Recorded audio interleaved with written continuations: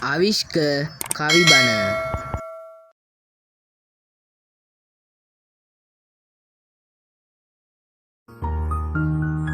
ඒ අම්මා ඔයා අම්මට ගොඩක් ආදරෙයිද? ඔව් මම අම්මට ගොඩක් ආදරෙයි. මේ ලෝකේ ගොඩක් අම්මලා ඉන්නවා නොකා නොබී දරුවන්ව පෝෂණය කරන. අම්මා අපි වෙනුවෙන් කොච්චර දුක් විඳලා ඇද්ද? ඒ දුක දන්නේ අම්මා. අපිට අඩුපාඩුවක් වුණාම සල්ලි ණයට අරගෙන හරි අපේ අඩුපාඩුව ඉටු කරනවා. හොඳින් මතක් කරන්න ඔයා පුංචි කාලේ අම්මට කොච්චර වද දුන්නද කියලා. අම්මට තාම ඒව මතකයි.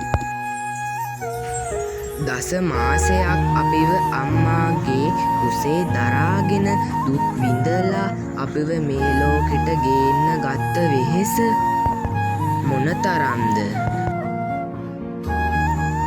පුංචි කාලේ අපි වැරදි වැඩ කරපුවාම අම්මා පුංචි කෝට්ටක් අරන් ගැහුවා. ඒ අපිව නිවැරදි මඟට ගන්න.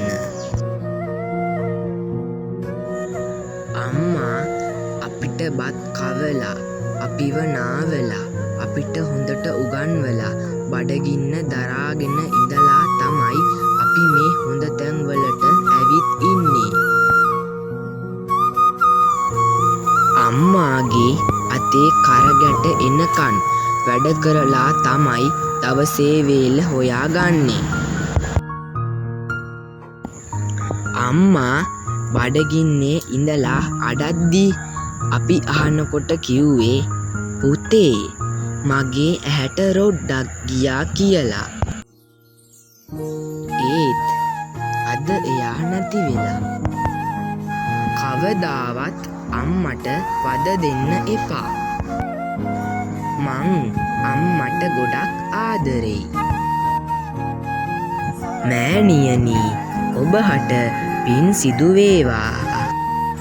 සිත තුල ඇති කරුණා ගුණ සම්මා මාගේ දුක් ගිනි නැති කර දැම්මා.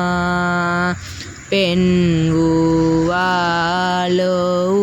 තුරු ගුණ සම්මා මගේ පනයි මගේ ආදර අම්මා.